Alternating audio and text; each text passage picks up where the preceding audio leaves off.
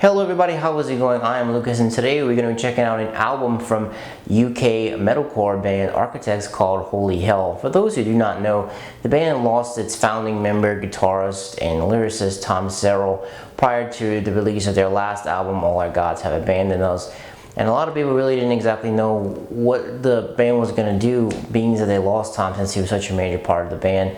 And what the band actually ended up doing is they actually ended up replacing Tom with Josh Milton, and this is the very first album that we get that Tom didn't write anything on per se, and this is the first one with Josh. So the very first song that we get on the album is called Death Is Not Defeat. It starts off with some strings and some synths. It kicks in with some vocals, and then once it kicks in and it goes full throttle, it's very heavy. The chorus repeats a few times once it kicks in, and halfway through we get a little softer breakdown.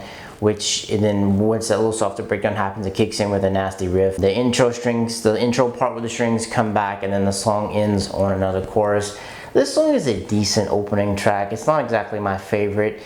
It kind of sets up the formula for the songs, I guess you could say, all throughout the album. It's a very decent opening track. The next one up is Hereafter. This was one of the first singles that we got from this album. Starts off with a string part / a little bit of the chorus, kind of like the track before it did. The verse is a classic Architects riff. The chorus is very laid back when in comparison to the verse.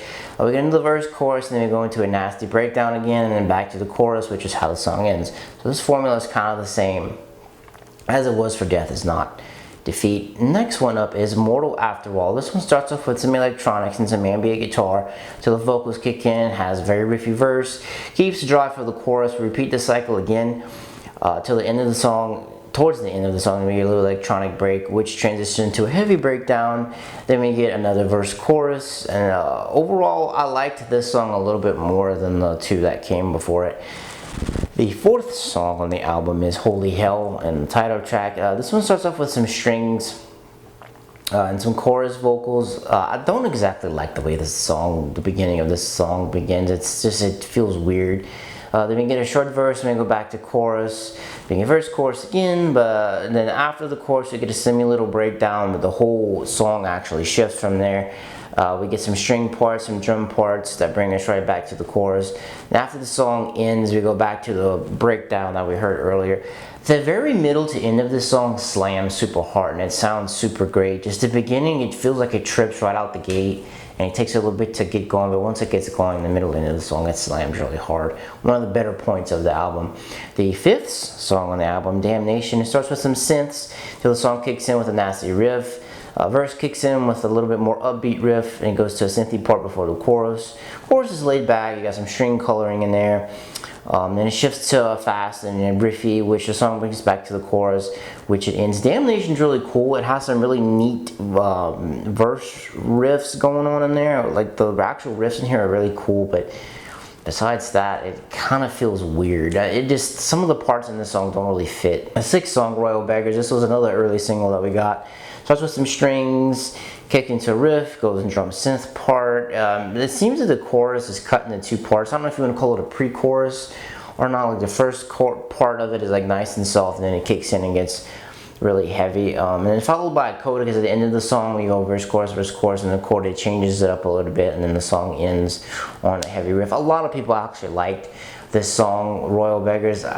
To me, it's okay. It's not the best song on the album, but it's okay. The next one up, Modern Misery, is another single we got off the album. We got a lot of singles off this album. Starts with some synths. Got a guitar riff, kicks in, has a laid back verse, and you got a lot of ambience till we get to the chorus. Laid back verse comes back to the bridge, then the song kicks in with a heavy riff, and then the next and then chorus. I don't know if you've noticed by now, but a lot of these songs are following the same formula, because it's which I'm going to talk about a little later on. Dying to Heal, number 8, is the next track. It has a very cool riff for the verse. The pre-chorus riff is really cool. Once again, you get a laid back chorus like you've been hearing a lot. Has a soft breakdown in the middle of the song. Then you go verse, chorus again, and then you have a heavy, cool riff towards the end.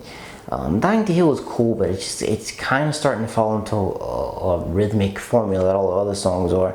Seventh Circle, this is one of the shortest songs on the album. It's also one of my favorites. It's only like, it's under 2 minutes, like 1:58. It's very straightforward. There's no real strings or synths in it. It's just very straightforward, riffy and heavy. I love this song. It's Seventh Circle is short, but it's great. Number 10, Doomsday. This is the first single that they put out with Josh on guitar. We got the song way before the album even came out. I think they did this song, the whole album was done by Nolly, did a fantastic job. I think this was kind of like a little test song with Josh and to get Nolly in there to see how everything melded. This is one of my favorite songs on the album. This song was started by Tom on the previous album, but it didn't make the cut, so they kind of finished it. They finished it up and they put it out. It's one of my favorite songs. I like the way it's put together a lot more than some of the other songs on the album. It's very good. The flows of it is good. The best song on the album, pretty much. Then the final and 11th song, The Wasted Hymn. It starts with some strings and some synths. It goes into a very laid back chorus preview, like a lot of the other songs in here. Both verse and chorus is very open, very laid back. Overall, this is a great ending track. It is one of the stronger songs on the album. Not the best, but it's stronger. At least it left me with a sense of longing and kind of like being sad that the album was over, which is oddly, I kind of like that in ending songs. My opinion on this album is that it had a lot of bangers, like the end of Holy Hell is awesome. And then sprinkled out through the album, you have some really cool riffs, but I find those get lost. As soon as they get some momentum going on, they like go a different direction and it gets stale. A lot of the songs are formulaic. They kind of follow the same pattern, the same rhythm. The vocals for this band are hard to get into because I find with the vocals, you either absolutely hate them or you love them. For a lot of people, I'm kind of indifferent. I like them sometimes, other times I'm just like, it's not for me. A lot of people are gonna love this album. If you're a fan of Architects, you're definitely gonna love it. If you don't like Architects, this is not gonna make you get into them. This album is not exactly perfect from them. It doesn't necessarily have to be. This is their first post-Tom album, which it's even a miracle they didn't fall apart after he died. I'm glad they're still alive and kicking. Overall, I'm gonna have to give this album, Holy Hell, a 3 out of 5. Excuse me, let me revise it. I'm gonna give it a 3.5 out of 5. 3.5 out of 5.